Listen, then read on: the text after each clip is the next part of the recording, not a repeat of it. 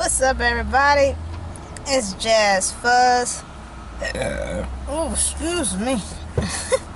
I just got done eating breakfast. It was delicious. But, I guess today I want to talk about myself. Let me introduce myself. My name is Jazz Fuzz. I ain't gonna put my real name in. I probably did some of my videos. But what the heck. But my real name is Jasmine. And I guess I have a few audience that watch my videos, so I guess I should just tell y'all a little about myself and a little about my history. I won't go too personal because that's just for me, but for your interest, why I'm doing YouTube videos and stuff like that, and why I want to be a YouTuber. Well, the type of person that I am, I could describe myself as mysterious, and people do weird things around me, meaning some people hate me, and then there's some people that love me, but there are people who get along with me very quickly, or just trying to rip the head off of my body and stuff. So I'm very mysterious. I tell people this: you judge me, I will not judge myself. Basically what I'm saying is, I could sit here in a room full of people say I'm a great person, I do this and that, but then when we go out in public, I'll be the meanest, nastiest bitch you ever met. You see what I'm saying? It's basically when you meet people, you try to read their character of who they are. And as for me, my character is very hard to read, or it's very easy to read for some people. But me, I'm just a very laid-back, chill type of person who loves conversation with anybody and anyone, even sign language people. I got a few friends who are sign language, and I'm trying to learn sign language again. I did it for a good minute and I was really good at it, but I stopped because I'm working 2 jobs and, life in general and stuff. And I also got hit by a damn deer. They always say, it ain't one thing, it's another. But my life is very busy and very active. I love going to the gym. I'm a gym fanatic. I love going to work out because it makes you have more energy, you have more self-confidence, high self-esteem, you meet different people. Plus, I like to go to gyms when you learn self-defense. I learned Muay Thai for almost about a year, back in 2012, I want to say. And I also learned how to do boxing too in another gym. Learned boxing, kickboxing, taekwondo, jiu-jitsu. I'm not very good at jiu-jitsu. I can try, but I'm not very good at it. But I'm good at standing and kicking around and stuff. And I'm only 4'10", so that's why I love to learn self-defense, because people judge people's size very much. I don't know why people judge people's size. Just because this person's skinny doesn't mean that I can knock your ass out. You know what I'm saying? But people got that ego or the arrogance or whatever. But about myself, I do have 2 other siblings, and I'm the oldest. If you would have saw my brother and my sister, you would have think they are the oldest and I'm the youngest, because they're taller than me. But I am pretty much a chill, laid-back kind of person. I really don't like drama. I really don't like violence. We live in a drama-violent world. Trust me, I adapt and accept it. But if I got a courage and a way to escape it, you damn right my black ass is gonna take off so fast, be away from violence and drama, because I can't stand it. I can't stand it. It's nothing to be proud of or anything. And it doesn't make you weak either. I notice that a lot of people think because you don't speak out loud, or you bark and bite people's head off and stuff, you're not cussing them out, that doesn't consider you as a strong person, consider you weak. But I tell you, the ones who can walk away the situation are the strongest people in the world, because, goodness, well, you want to knock their block off, but you can't. Because in adult world, we got to try to contain ourselves, because if you hit somebody, you go to jail and this and that. Now, I'm not perfect at all. I'm not perfect. I have many flaws, and I made many mistakes. And if you're a Christian, I have sinned, and I'm also a saint, so I'm in the middle. So a lot of people probably say, no, you ain't no sinner, you're a saint. And some people say, no, you are a sinner, you ain't no damn saint. But it is what it is. I don't get easily offended. Let's just say this. Past part of my life, I have been going through struggles and experienced life of anything you can imagine. Thank the Lord, I have not been raped. Thank the Lord. I don't want to experience that. I just let you know, me and that rapist, we're going to go fight. I'll just let you know, I will die before somebody try to take advantage of me. That's the God honest truth. I'm going to fight. I'm going to fight. I don't care. There's a gun in my head. I don't care. I tell them, pull the damn trigger. It's sad, but people are like, well, you wouldn't have said that now, but what happened? I pray to God it does not happen. I'm just saying, I have this fighting spirit in my heart that does not die down. I don't know where I got it from. I want to say I got it from my grandma. She passed away before I was even born. And they say she was a saint. She was a saint on this earth, because my grandma was so deep in the community where she used to live at. She did a lot, and she was a church-going woman. When I say this, my grandma was a church-going woman. She went to church 7 days a week, and she helped a lot of people homeless. And she wasn't judgmental either. She, like every person, doesn't matter if you're LGBT, doesn't matter if you're Latino, doesn't matter if you're Pakistani, it didn't matter who you were. My grandma loved you just for you. I sometimes cried about it because I wish my grandma was alive. I wish she was still alive, because I think things would be very different. But my other grandma, she's not really my grandma, but I call her grandma sometimes. She believes that God took her away from this earth because she was just too good of a saint to stay in this whole chaotic world. But to me, I always believe that, like Martin Luther King and other famous people who died such a early age, I always believe they already set their purpose on the world. And unfortunately, their lifespan have been cut short because they already had an impact in the world and they already did their purpose. So God says it's time you to come home because you already did your purpose. But when people explain, like, what about the other people in the world? I'm just saying, that's just my opinion. That's what I always think, that when God takes a good, great person that changed the world and stuff, I believe they serve their purpose on this earth and God says it's time to come home. But anyway, I wish my grandma was still alive because, I never got the chance to meet her. I never got the chance to walk. And she got so many grandchildren. And I didn't think about it till my grandma told me this. She said she was like, your grandma never met none of her grandchildren. And I thought about it. I said, yeah, she's right. She never met. And I was the first one came to the family.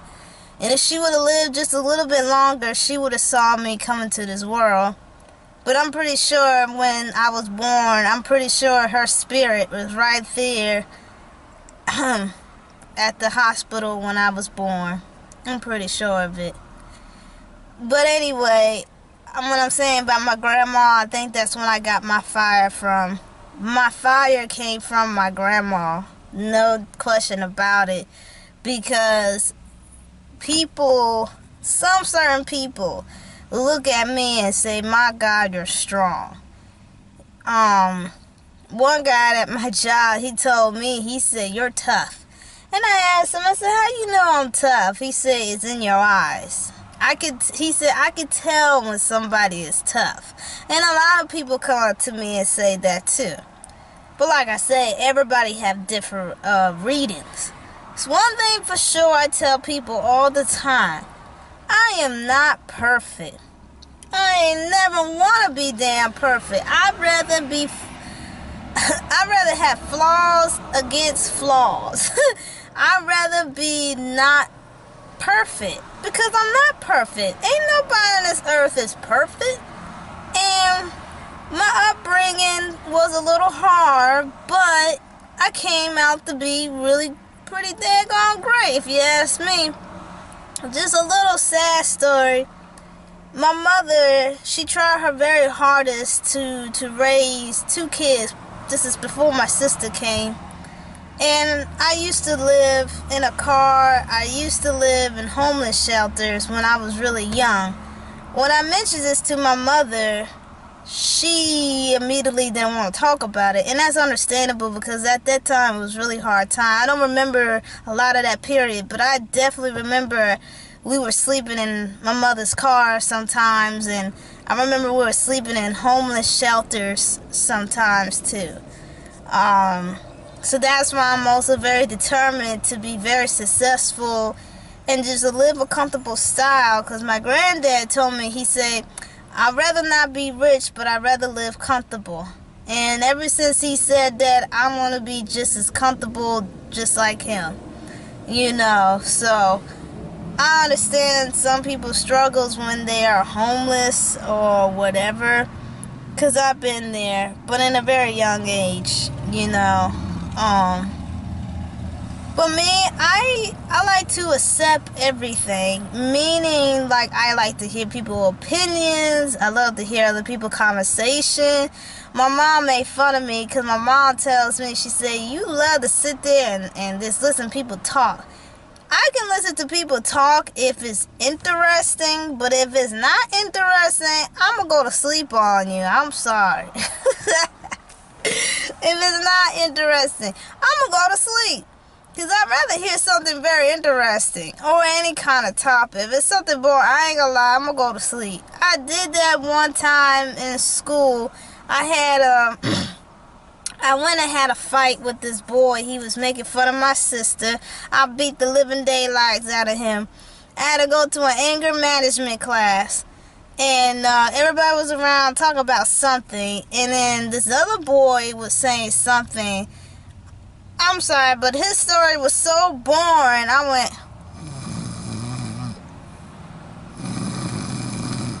I was knocked out. I was knocked out. Then it felt like 5 minutes. And when I woke up, the teacher was like, Jasmine, are you okay? And the boy, I saw his face and I saw the other kids. The other kids were laughing. It just happened. I mean, he bored me half to death and I fell asleep. I didn't mean to fall asleep. You know. Another interesting thing is that I grind my teeth. And I don't know why. My sister did some research and she found out that people grind their teeth are over stress. Sometimes I'm not stressed at all. Like right now, my point in life, I'm not stressed at all. I went to a job, 2 jobs that makes me very happy, that is stress-free. And I'm doing great for myself. I may have hurdles, but I could jump over them, you know what I'm saying? So I'm in a very happy place, but I don't know, maybe my body just gonna grind teeth, you know? My body is just gonna grind teeth. But I grind my teeth when I sleep. When I spend a night at anybody's house, meaning family or very close friends, I let them know very quickly. I let them say, hey, if you hear weird noises, that's me. I grind my teeth. And I always ask them, like, how long do I grind my teeth? And they say about like a second or 2, and that's it. Some of them say a minute. but nobody can really give me an estimate how long I do it. But one day I'm going to record myself, and I'm going to find out myself what it sounds like, because many people say it sounds like a grinder. I love writing. I love reading. I'm also an artist. I haven't drawn for a long time, but I'm still good at it. My specialty is cartoon and anime. My work on is realism. I'm not good and great drawing real people. But realism, I like to keep trying my best doing that. I love writing poetry. I love playing video games. I can't dance. I dance like a white person. I ain't gonna lie. I have no rhythm whatsoever. And I'm not just saying that just to say it. I'm dead serious. I try. Like, I could think how to dance with the music, but if I do it, I look like a maniac running around in the dance floor. People probably staring, run away, go to the exit, you know. But I love, I just love to be alive. I love to live. Even though this world is so damn chaos and so full of drama and stuff, I'm just really happy that I'm alive. Thank the Lord I don't have cancer. Thank the Lord I don't have diseases. Thank the Lord I don't have any fractured bones or blood artery or whatever. You know, I'm just thankful I'm just healthy as a damn horse. Teeth stuck on my teeth. Teeth haven't fallen out of my mouth yet. I'm just thankful that I'm alive and healthy. I might not have all the money in the world, but damn it, I'd rather have my greatest good blessing, and that is my health and my insanity. Because there's a lot of people are losing it, man. I'm telling you, there's a lot of people are losing it because they can't afford it. They're stressed out. Jobs are cutting people's hours, layoffs, and etc., etc. It's a hot mess out here, and people are breaking their points. And I'm glad I just still got my insanity still in my head. You know, there are times I think dark, because we all get that dark place. But then, you know, as I'm a Christianity person, I always look up to Jesus, and Jesus will always look up to me to the light. And that's why I'm smiling. That's why I'm dancing. That's why I'm joyful, because I'm happy because I'm alive, but I'm also blessed of everything that's coming towards me. You know what I'm saying? I'm just very blessed and happy. Excuse me. What's going on in my life? Very blessed and happy. Very blessed and happy what's going on in my life. You know, but other than that, I'm your average type of person. I don't know what's average, but I'm the type of person, I try not to act cool.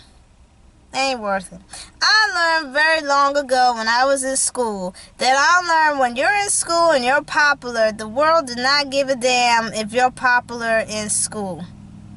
Really, they do not care if you're popular in school.